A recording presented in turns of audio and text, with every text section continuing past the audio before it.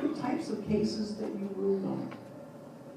I heard virtually every kind of case. I married people, I divorced people. I heard every kind of civil and criminal case, with a couple of exceptions. Any case that involved going to state prison or hanging had to be heard by the higher court up in Los Angeles. You know, in those days, we were still a part of Los Angeles County. That's right. And if things couldn't be resolved locally, you had to go up to Los Angeles. Sure, sure. Do you remember any of those cases that really kind of ring a bell?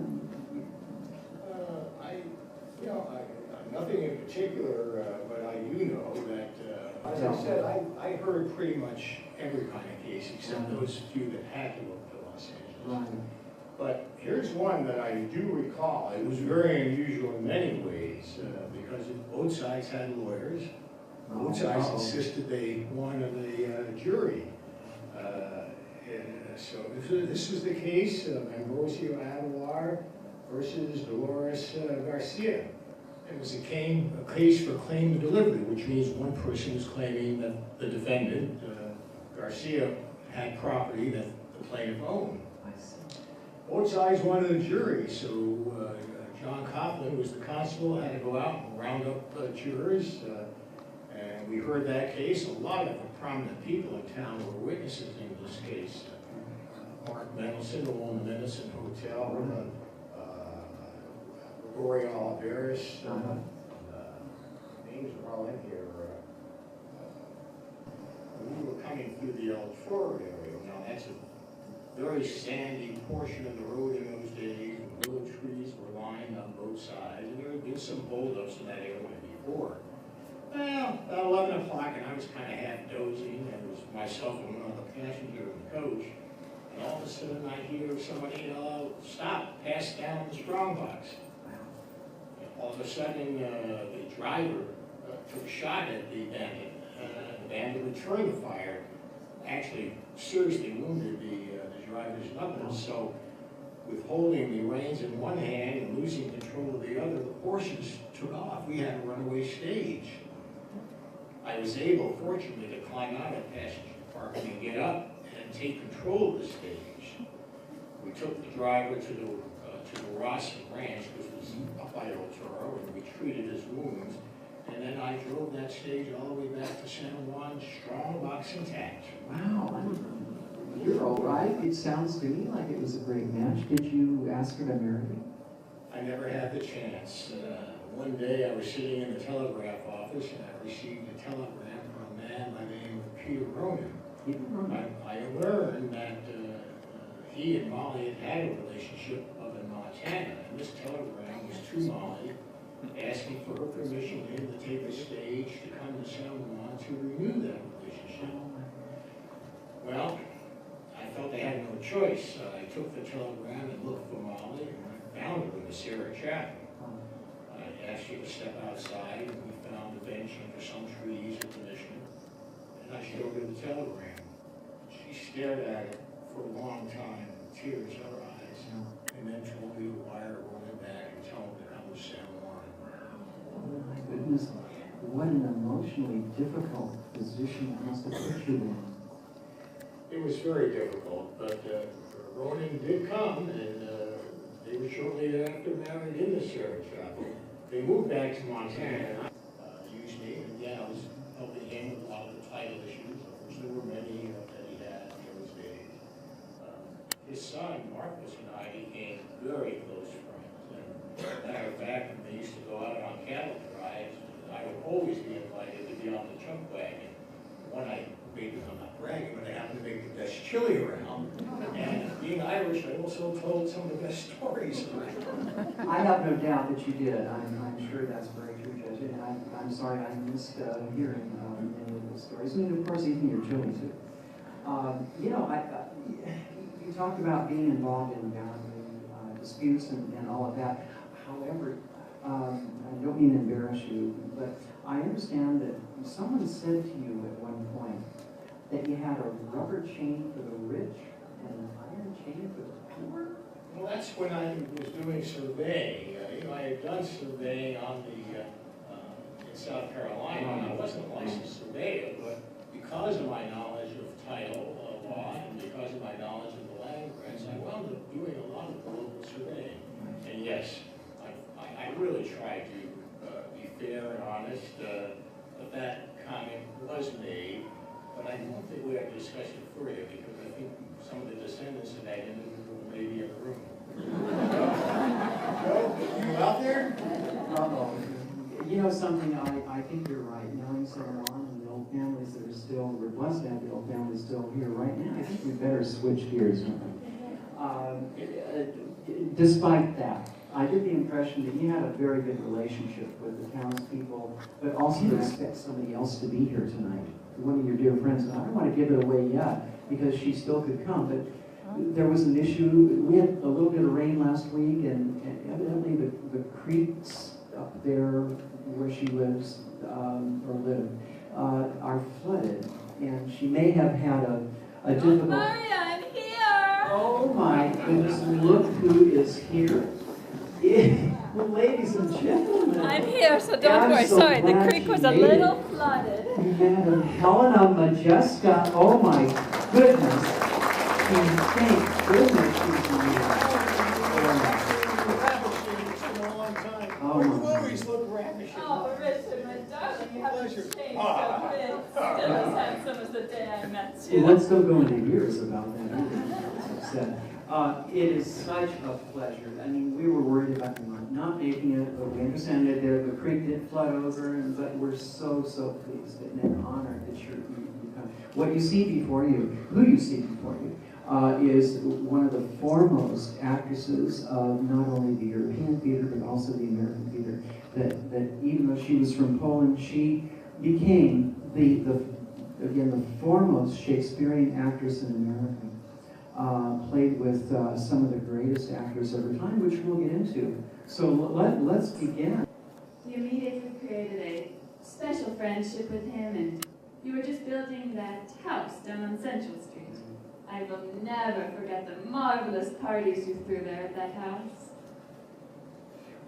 What was your first impression of him? Oh, well, I don't want to embarrass you, Richard, but I thought you were so charismatic and really the key social, political, and social figure here in town. Remember what I said you were? I certainly do. You called me the king of Capistrano. Yes, and then what did you wind up doing? Well, people started referring to that, and I thought if I was going to be king of Capistrano, I ought to have a nobility. So I created one. I named Clara and Mark Mendelsohn, who owned the Mendelsohn Hotel, as Duke and Duchess Mendelsohn. Henry Rosenbaum, the rancher, was Earl Rosenbaum. The Staten Island Standard newspaper picked up on that and started referring to everybody by their title names. Well, you know, I understand this little game that of Madame Majeska's even went further, Judge, even went further. So far, in fact, it crossed borders. Can you explain that, Your Majesty? You're probably referring to the time that I got a request for extradition from a Mexican official for a prisoner I was holding here in San Juan. And it was addressed to El Presidente of the independent state of San Juan. True story, you understand. That's true. Well, what did you do with the prisoner? Well, naturally, I extradited him back to Baja and sent him packing. Well, you know, I'm afraid our time is running out. But before we close, I'd like to talk about Madame Majeska's legacies, and one of which is your son Rudolph, and the successful life that he lived. Can you tell us more about your son Rudolph? Oh, yes, of course. I am so proud of Rudy. He went by the name Ralph Modjeski as an adult. He became an engineer, and he became quite famous for designing the Oakland Bay Bridge. Oh. Yes, and he also trained Joseph B. Strauss, who designed the Golden Gate Bridge. You know, my son pioneered the development of the suspension bridge. Your son actually designed the idea for a suspension bridge and built the Oakland Bay Bridge and Yes. trained the... Amazing. But I'll tell you what, that's not all. In looking at your legacies, your beautiful home, Arden, that you built in the canyon along the banks of San Diego Creek. Even as a young girl, I loved the excitement and the glamour of the theater. But I have to say, it was the love of a man that opened the door. Oh, so it should be him that we should be grateful for your presence here then. Tell me, he must have been very special. Tell us about it. Oh, yes, he was special, all right. His name was Gustav Ziemeyer. I see. He was an actor and a director of a provincial theater company outside of Krakow. His stage name was Gustav Modrzejewski, and I took the name Modrzejewska as my stage name. I was known by that name throughout the first part of my acting career. He was my mentor, and I fell in love with him. He gave me roles in his productions, and I knew I was meant to be an actress. We married in my late teens, and we had 2 children, a boy named Rudolph, and a girl named Marielka, but my poor darling girl, she got ill during infancy and she died. Oh my gosh, I'm sorry to hear that. Yes. Was it a happy marriage? To be honest, no, it was neither happy nor a marriage. Well, what did you mean by that? What happened? Well, a few years after we were married, I found out we weren't really married. Let me explain. He was married, all right, but to somebody else. So, my marriage to him was illegal. Oh my gosh, Judge Egan, what would you do if something like that came before your court? Frankly, I thought the book at him, he'd never see the light of day. Oh my goodness, poor thing. What did you wind up doing when you found out? Well, what could I do? I gathered my belongings and myself and my son, and we moved back to Krakow. I now had to support myself and my son, and I was very lucky to find work there in a theater company. By 1868, I was playing major roles in Warsaw, and at the time was considered to be the reigning diva of the Polish theater. Oh my goodness, well, no doubt we believe that, that's for sure. But I understand that that same year, 1868, was a very fruitful year for you in other ways too. Oh yes, 1868. It was a marvelous year for me, because I truly met and married the love of my life, Karol Bozenta Klapowski. Oh my goodness, well look at our screen over there, and there he is, your husband. Tell us all about it. Oh well, Karol was from an old aristocratic family, and people can visit that home. And do you know what else is still there? What is that, my dear? Do you remember that ugly old buffalo head you gave us as a housewarming gift? I do, and you remember what you said when I gave it to you? Yes, of course, how could I forget? I said it looked just like you with your grizzled expression. Oh my goodness, well I tell you, we probably better move on to this one. So how did you guys meet?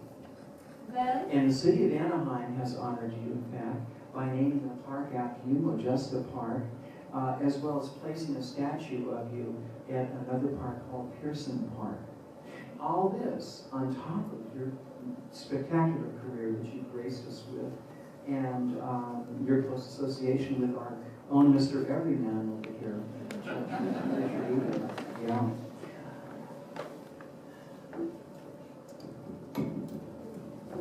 Gotta say a few words out of period distance from them. But Helen Modjeska died April 8th, 1909 in Newport Beach.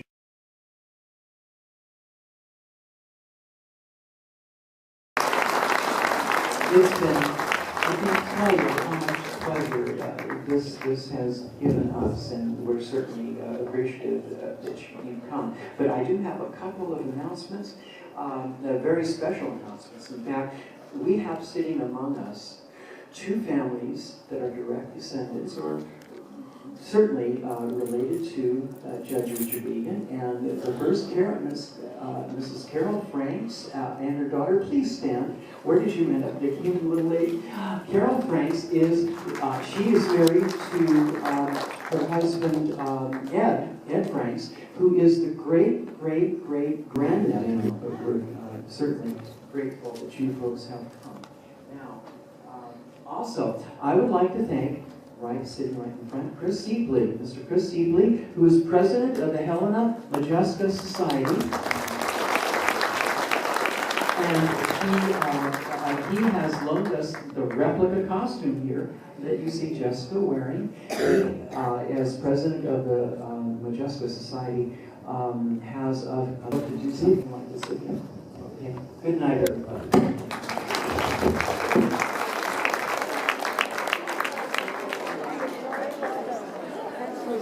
What a good turnout. That was wonderful. Here comes Madame Modjeska.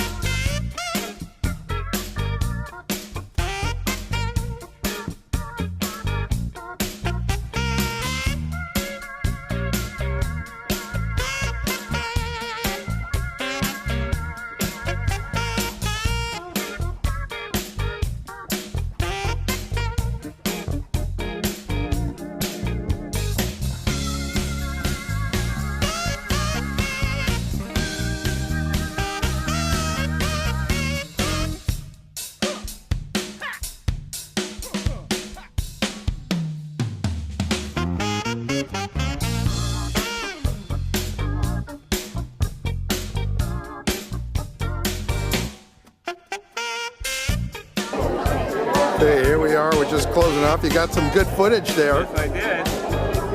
And I hope they appreciate it.